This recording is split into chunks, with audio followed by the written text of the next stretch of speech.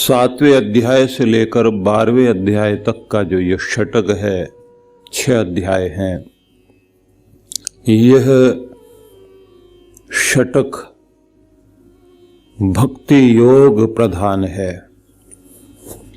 भगवान के साथ हम सब की भक्ति प्रभु से जुड़ सके और हम उनकी कृपाएं पा सकें, यह महत्वपूर्ण संदेश मुख्य रूप से इन 6 अध्यायों में है। इसलिए सर्वव्यापी, सर्वंतर्यामी, सर्वशक्तिमान परमेश्वर के स्वरूप का दिग्दर्शन कराते हुए भगवान श्री कृष्ण जो संदेश देते हैं, एक सार रूप में हम 7वें अध्याय का संदेश समझने का प्रयास करते हैं। भगवान की जो निर्गुण सत्ता है, ध्यान करने वाले लोग, पूजा करने वाले लोग निर्गुण स्वरूप की जब पूजा करना चाहते हैं, सर्वव्यापी, वह जो अगोचर है उसको क्योंकि हम देख नहीं सकते, तो व्यक्ति किसी आकार के माध्यम से, मूर्तमान जगत के माध्यम से उस अमूर्त तक पहुंचना चाहता है। तो ऐसी स्थिति में ये दर्शाया गया कि भगवान के स्वरूप को आप सगुण रूप में भी समझने की चेष्टा करें।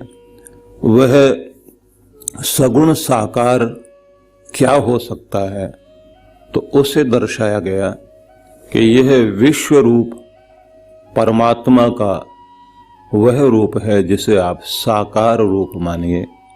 इसलिए विश्व आत्मा के रूप में भगवान को अनुभव करें। समझने वाली बात यह है कि हम सभी लोग आकार प्रकार की दुनिया में रहते हैं। इसलिए जब भी हम किसी चीज की कल्पना करते हैं या कोई शब्द बोला जाता है, तो कोई भी शब्द, कोई भी ध्वनि हमारे कानों से हमारे अंतःकरण में जाते ही, मस्तिष्क में जाते ही वो एक आकार लेती है कि ये क्या चीज है।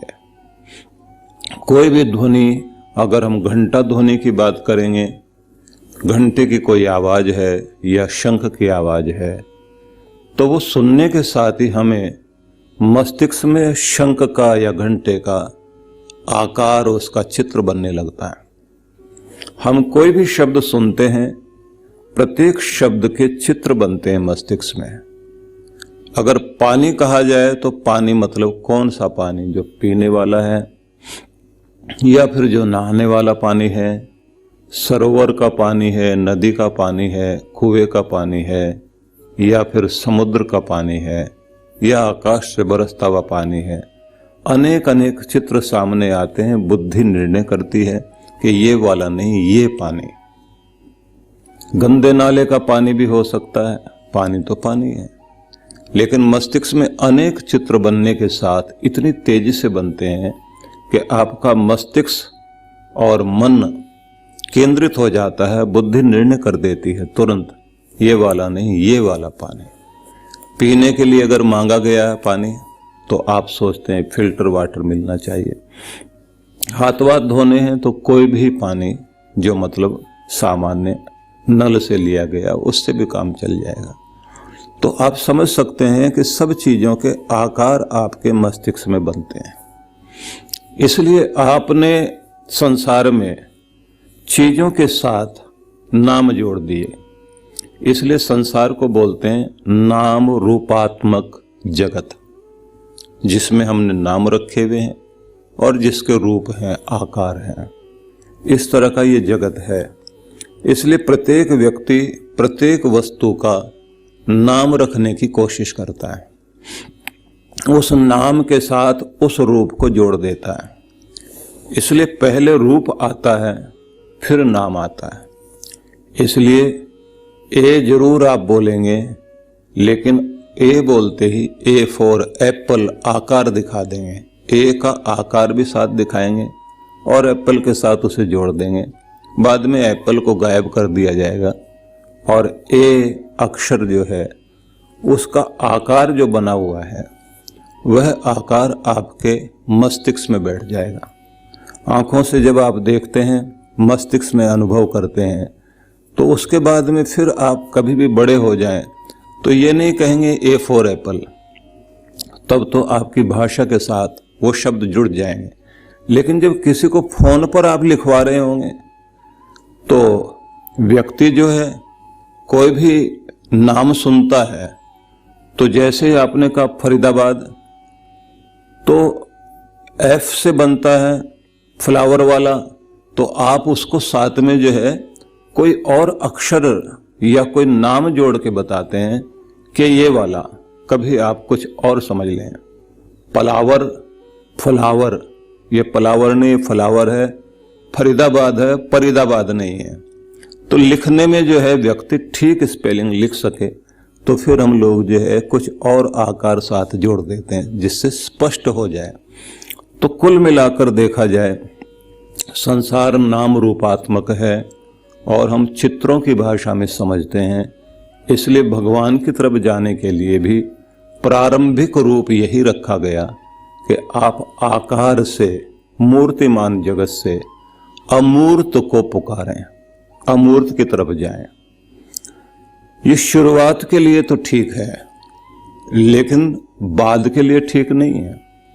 बाद में तो जब भी आप भगवान की आराधना करने के लिए मंदिर में खड़े होंगे, भगवान के स्वरूप का दर्शन करेंगे, तो दर्शन करते करते आंखें बंद, पहले दर्शन किए, देखा, फिर आंखें बंद किए, आंखें बंद करते ही फिर भी आपके मन में एक चित्र आता है, उस स्वरूप को आप देखेंगे, उसे देखते फिर उसे ज्योतिर्मय रूप में देखेंगे, फिर आप उसे अनुभव करेंगे कि यह वह सत्ता है जो सर्वव्यापी, सब जगह मौजूद है।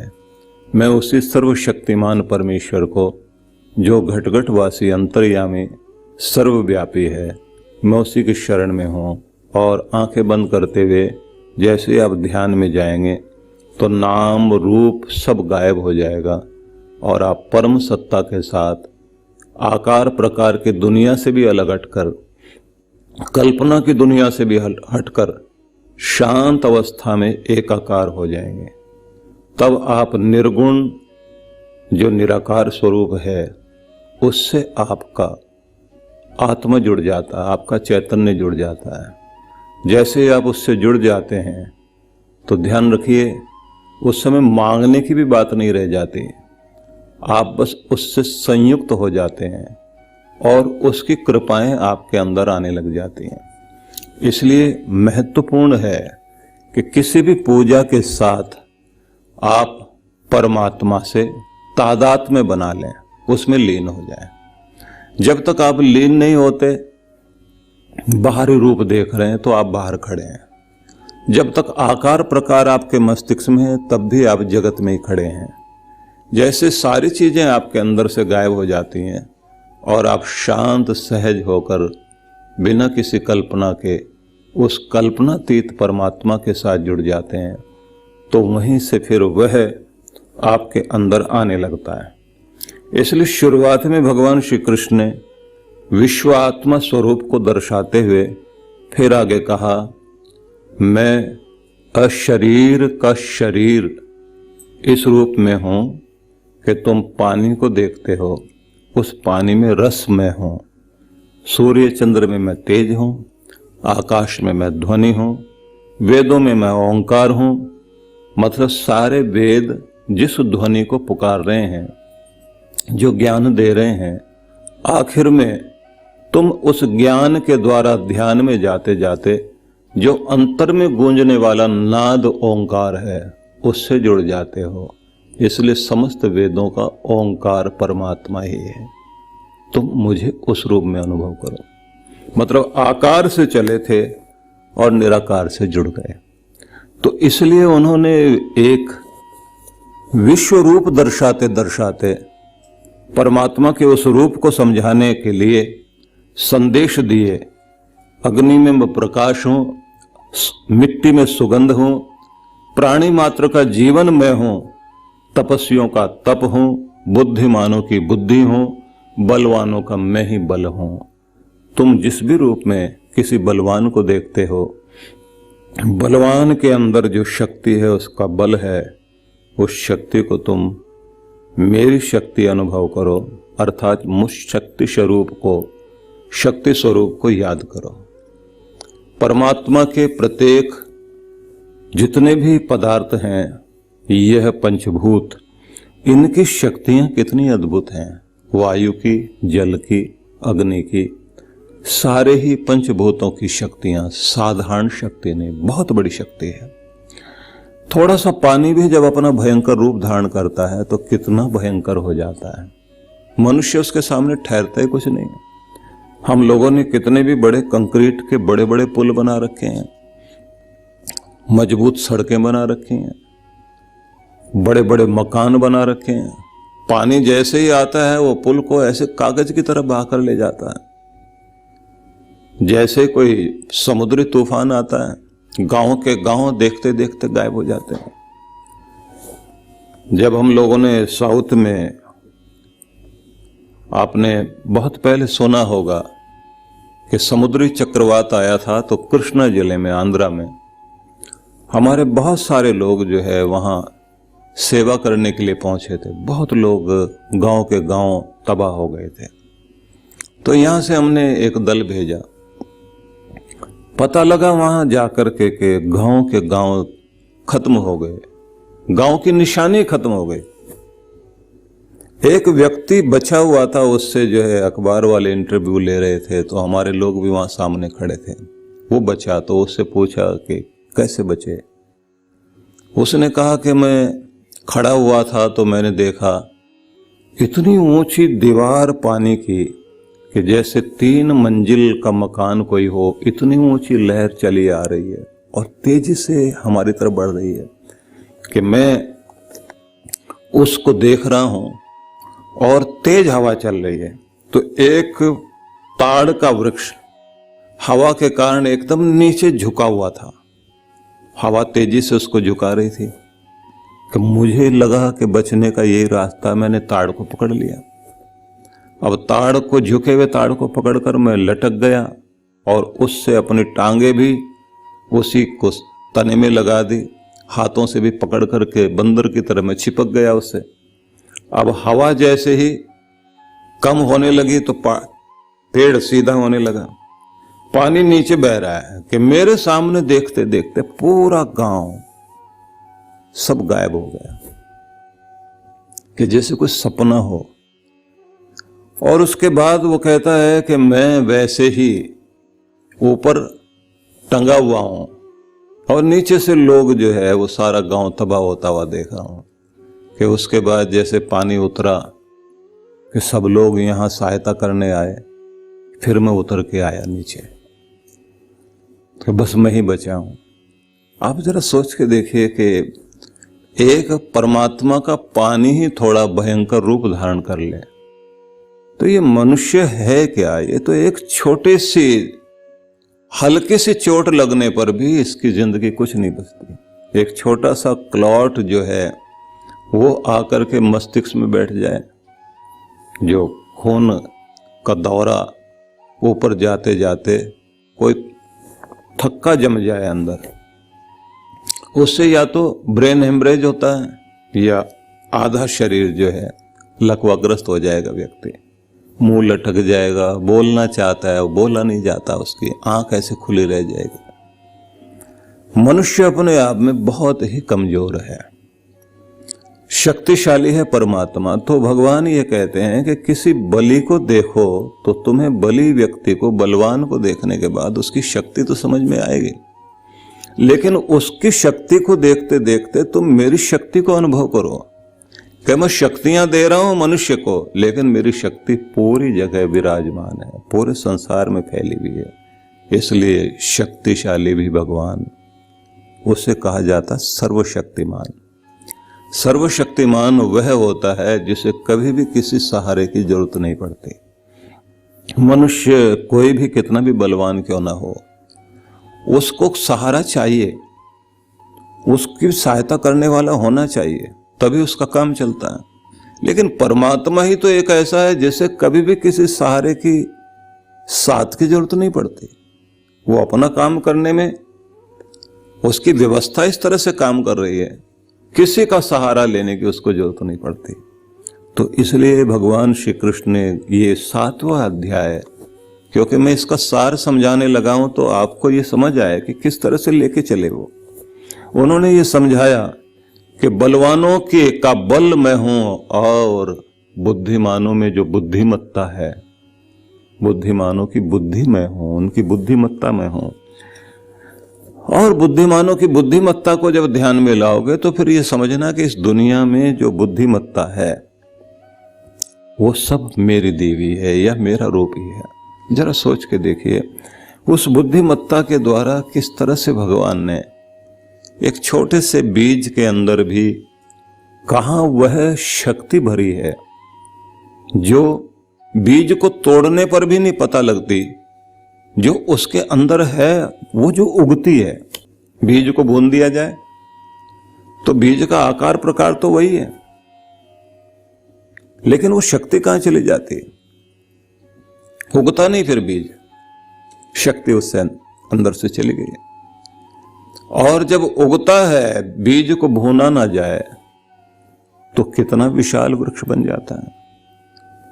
आप अपने आसपास कहीं पर भी बरगद के पेड़ को देखना, उसके फलों को देखना, उस फल को तोड़ करके उसके अंदर के एक बीज को देखना।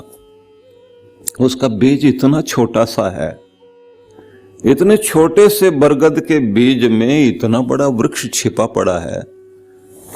कलकत्ते में जो पेड़ है बरगद का, उस पेड़ का विस्तार सोचिए। उससे कहते हैं कि सैकड़ों साल पुराना वृक्ष है, उसके नीचे 500 लोग बैठ सकते हैं, इतना बड़ा है।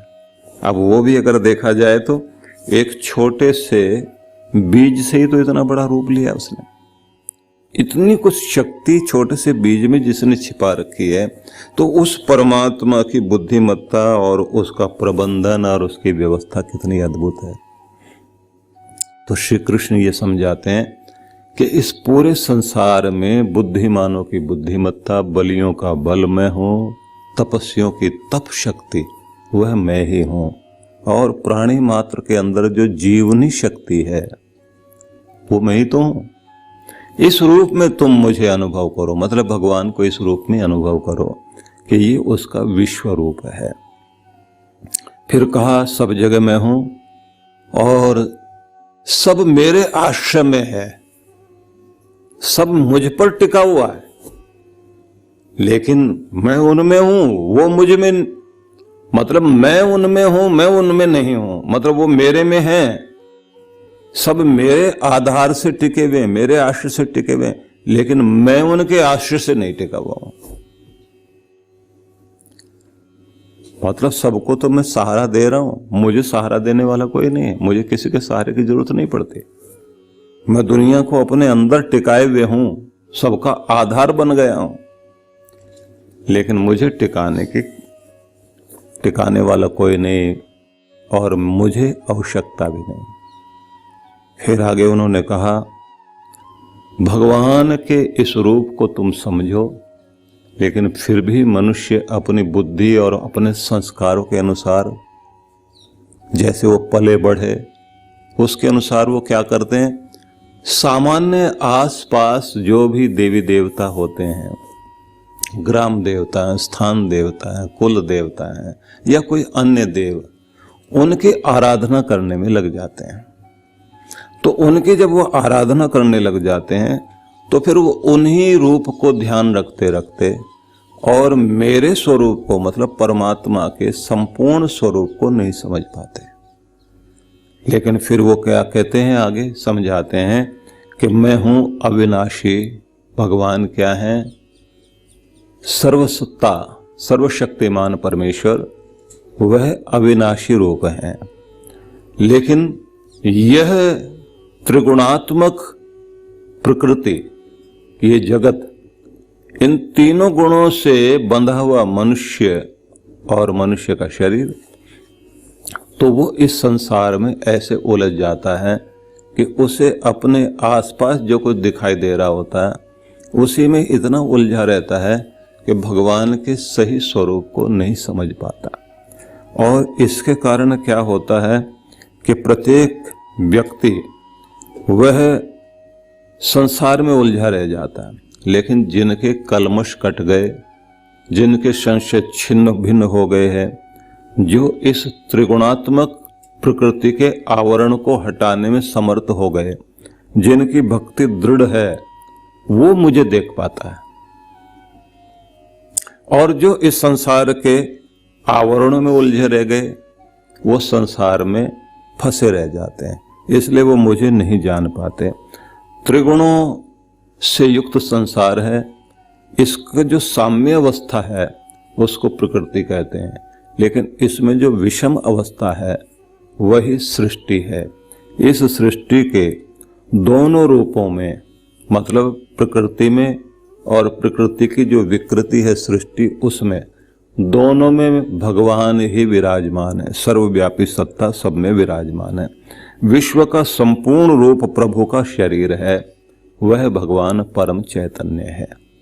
यह समझाने के बाद उन्होंने कहा कि विश्व रूप में उसका दर्शन करना ही विश्व रूप का, विश्व आत्मा का दर्शन कहलाता है। इस रूप में तुम बिंदु में सिंधु और सिंधु में बिंदु की तरह से भगवान को समझो। छोटे से बिंदु के अंदर पूरा समुद्र विराजमान है, और सारा समुद्र क्या है? बिंदुओं का ही रूप है। कितना भी बड़ा समुद्र आप देख लीजिए, 10 किलोमीटर से लेकर 14-15 किलोमीटर तक गहरा समुद्र है। किलोमीटर की बात कर रहा हूं मैं। लोग नहाने के लिए जाते हैं ना, समुद्र में घुस जाएं तो शुरुआत में तो पांव भीगेंगे, इतना ही नीचा है। थोड़ा और आगे जाइए, घुटनों तक आ गए आप, कमर तक पानी आ गया, वहां तक आप खड़े हुए हैं, तो आपको लगता है समुद्र इतना ही है। लेकिन आगे आगे चलते चले जाइए, इतना गहरा समुद्र है। और कुछ समुद्र जिसको महासमुद्र कहते हैं, कुछ देशों में हम लोगों ने वो समुद्र देखे। सच में वहां तो जाते ही, देखते ही दूर से डर लगता है, इतना भयंकर रूप है। जब किसी विशाल शक्ति को देखते हैं आप, तब उस रूप का दर्शन होने लग जाता है कि कितना भयावह है ये। और जब वो गरजता है सागर, कुछ स्थान है ना जहां पर 5-10 मीटर तक ऊंची लहरें उठती हैं, मतलब 30 फुट तक की लहरें उठती हैं। भारत के दक्षिण भाग में, केरला में लोग कुमारकम में जाते हैं, और बड़ी बड़ी ऊंची लहरें उठती हैं। और उसके साथ में कुछ ऐसे भाग हैं जहां लोग नौकाओं में, बोट में बैठकर, और वो जो पुराने टाइप के बोट हैं उसमें बैठकर चलते हैं, तो दोनों तरफ वो समुद्र से जुड़ा हुआ ही भाग है, उसमें से पानी आगे जा रहा है। जैसे कोई एक छोटी सी नदी होती है, तो उसमें दोनों तरफ कमल खिले हुए हैं। अब उन कमलों के खिले हुए बीच में आप बैठे हुए पुराने टाइप के एक नौका में, जिसमें ऊपर छत बनी हुई है, उसमें आप नज़ारा देखते हुए जा रहे हैं। आपको लगता है समुद्र बहुत प्यारा है, बहुत अच्छा है। लेकिन अगर आप कहीं समुद्र के चक्कर में फंस जाए, तब एक छोटी सी लहर उठा करके ऐसे लेकर जाए कि व्यक्ति का पता भी नहीं पाए कि वो कहाँ है। एक छोटा तिनका जैसे बैठा हुआ, या कोई पत्ता बह रहा हो, बस ऐसे ही तो मनुष्य है। इसलिए बिंदु में सारे का सारा समुद्र कितना भी बड़ा क्यों ना हो, वो समुद्र बिंदुओं का ही संघात है, समूह है। छोटे छोटे बिंदु मिला मिला के इतना बड़ा सिंधु बना है। तो बिंदु में समुद्र पूरा भरा हुआ है, और समुद्र भी बिंदुओं से ही बना है। जैसे आपका शरीर ये करोड़ों अरबों खरबों सेल्स, छोटे छोटी कोशिकाएं, उनको मिलाकर बना हुआ है। और कमाल तो ये है, एक छोटा सा सेल यहाँ रखा हुआ है, दूसरा इधर रखा, वो पता नहीं आपस में कैसे कम्युनिकेशन करते हैं, इधर वाला भी टिमटिमा रहा, इधर वाला टिमटिमा रहा, सब आपस में जो संपर्क कर रहे होते हैं। आपके आल पिंड का छोटा सा छेद हो, उसमें 20-25 सेल आ जाते हैं। इतना छोटा आपका छोटा सा सेल होता है, छोटी सी कोशिका होती है, उससे आपका शरीर बना हुआ और सारा मिल करके एक रूप बना हुआ, और बहुत सारे सेल रोज मिट रहे होते हैं और बन रहे होते हैं। बड़ा विचित्र आपका शरीर है। आपके शरीर के अंदर भी अगर देखा जाए, जितना प्रोडक्शन हो रहा है, जितना काम हो रहा है, एक साइंटिस्ट ने लिखा कि अगर मनुष्य के शरीर में जो फैक्ट्री चल रही है, ऐसी कोई फैक्ट्री बाहर लगाकर काम किया जाए तो 300 किलोमीटर तक आवाज जाएगी। इतना बड़ा काम हो रहा है अंदर, लेकिन यहाँ कितनी सारी मशीनें बैठी हुई हैं, लेकिन आवाजें नहीं सुनाई दे रही हैं। डॉक्टर को भी जो है वो आला लगा के चेक करना पड़ता है, अंदर से देखते हैं धड़कन ठीक जा रही है या फेफड़ों में कोई कफ तो नहीं जमा हुआ है। उसके हार्ट बीटिंग चेक करेंगे, पल्स चेक करेंगे, पेट में लगा करके अलग अलग आवाजें सुनते हैं वो लोग। फैक्ट्री में अंदर काम चल रहा है तो देखते हैं ऐसे। परमात्मा ने ऐसा साइलेंसर लगा रखा है, पता भी नहीं लगता। जीव जंतु सारे प्राणी मात्र सबके अंदर फैक्ट्रियां काम कर रही हैं। क्या उसकी व्यवस्था है? तो उस परमात्मा के द्वारा बनाया गया सारा संसार इतना विवेक से, बुद्धिमत्ता से बनाया है कि हम इसको समझ नहीं पाते हैं। लेकिन सबको निर्माण करने वाली शक्ति बहुत ही विवेकी शक्ति है, और उसका संसार बुद्धिमत्ता पूर्वक उसकी रचनाएं हुई हैं। तो उसके विश्व दर्शन को हम ध्यान से देखें और समझ में आएगा कि हम आकार से परमात्मा की आराधना करते करते धीरे धीरे निराकार में पहुंच जाते हैं। इसलिए आदि शंकराचार्य ने आराधना का एक बड़ा सुंदर रूप बताया। उन्होंने कहा है कि जब आप मानसिक पूजा करते हो तो जो सामने आप पूजा करते हो उससे 10 गुना बड़ा लाभ जो है वो मानसिक पूजा का होता है। मानसिक पूजा में आप यहीं से बैठे बैठे केदारनाथ के दर्शन करके आइए, जहां आप पहले गए हो, बद्रीनाथ गए हो, द्वारिकाधीश के दर्शन करने गए हो, तो आपका मन फटाफट वहां लेकर जाएगा। और आंखें बंद करें और फिर आप मानसिक रूप से वहीं बैठे हो, वहीं बैठकर भगवान का ध्यान करो। उसके विश्व रूप का दर्शन करते करते उस अंतर्यामी सर्वव्यापी परमेश्वर को अपने अंदर अनुभव करो। लेकिन ये ध्यान रखना है, आकार से चलते चलते निराकार तक पहुंचना है। जब तक आप निराकार तक नहीं पहुंचते, आपकी यात्रा संपूर्ण नहीं होती।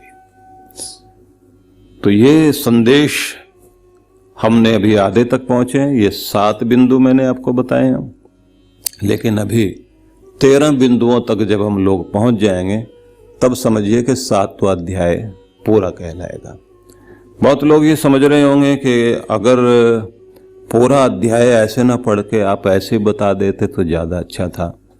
लेकिन जब तक फिर वही बात होगी, आकार प्रकार से होते होते ही सार तक पहुँचे तो उसका आनंद आएगा।